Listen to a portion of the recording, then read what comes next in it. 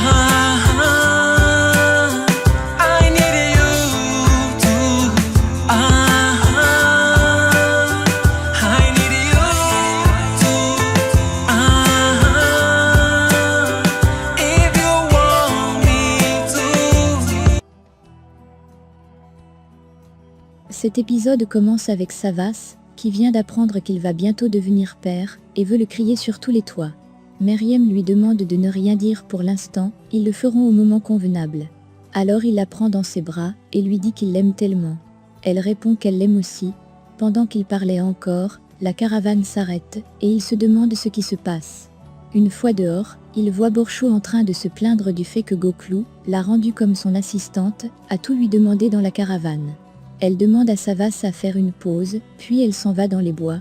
Une fois parti, Savas demande à Goklou pourquoi il veut rendre Borchou folle.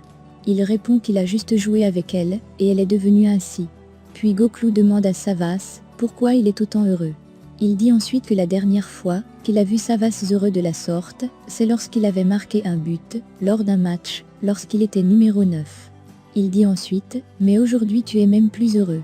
Savas répond qu'il n'y a rien, juste qu'il est heureux d'être avec la femme qu'il aime, avec son frère et sa future belle-sœur, sur la route, pour aller à une cérémonie de mariage. Puis Savas demande à Meriem si elle a faim, et Goklou va récupérer de la nourriture dans la caravane. Une fois Goklou parti, Savas dit à Meriem que son cœur bat fort, et quelle est la meilleure chose qui lui soit arrivée. Elle dit à Savas qu'elle est en train de continuer à appeler leur enfant Gounès, sans même lui demander si cela le convient.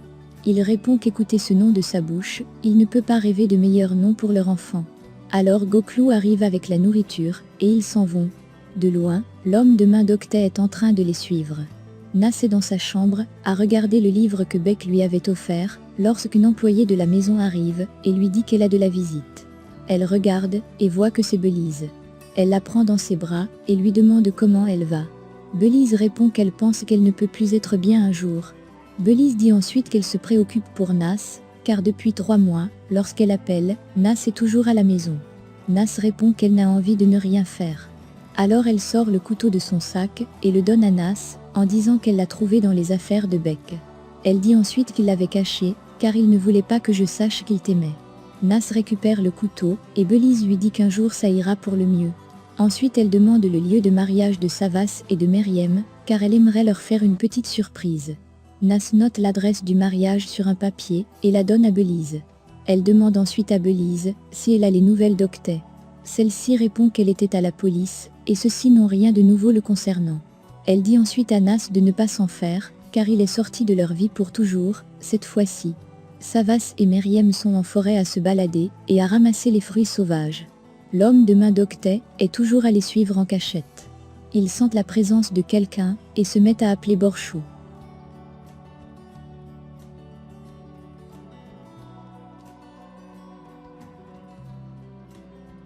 Borchou vient à leur rencontre et demande de venir avec elle, car ils sont déjà prêts à repartir.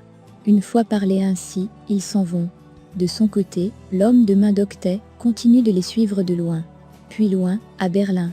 On voit un homme marcher à pas pesants, rentrant chez lui, retire des bombes et des armes à feu de son sac et les pose sur la table.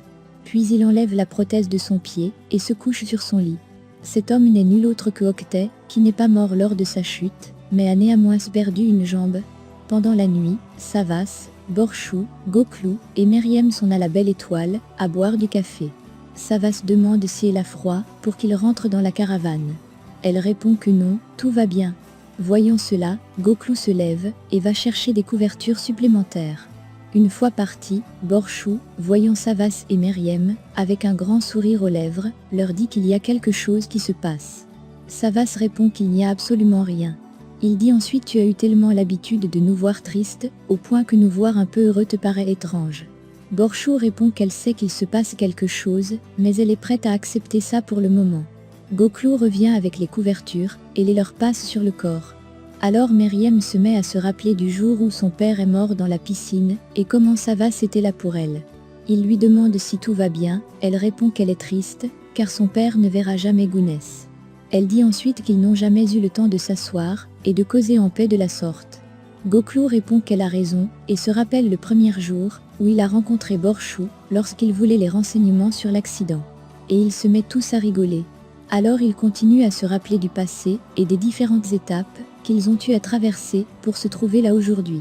Pendant qu'ils parlaient, Kuma, l'homme de main d'Octet, continue de les espionner en cachette. De son côté, Octet fait de recherches sur lui et voit ses anciennes photos. Il dit en lui-même « Si tu es Octet, qui suis-je moi ?» Puis il reçoit un message de Kuma qui lui fait un rapport sur ce qu'il a vu en espionnant les Savas. Puis, il se lève, remet sa prothèse, récupère ses bombes sur la table, prend son sac et s'en va.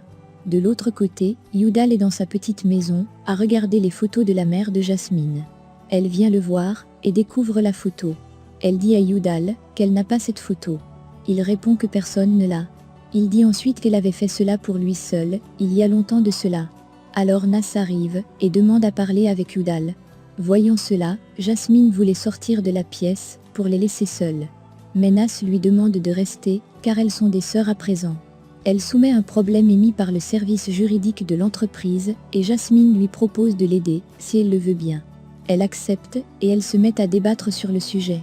Voyant cela, Yudal est content et remercie le ciel en les prenant dans ses bras. Savas et Meriem sont à arranger le lit. Elle dit à Savas qu'elle aime me voir heureux de la sorte. Elle demande ensuite comment ils vont dormir. Il répond qu'elle et Borchou dormiront sur le lit, tandis que Goklou et lui dormiront au sol. Il dit ensuite que c'est la dernière nuit, qu'ils dormiront séparés de la sorte et se prennent dans les bras.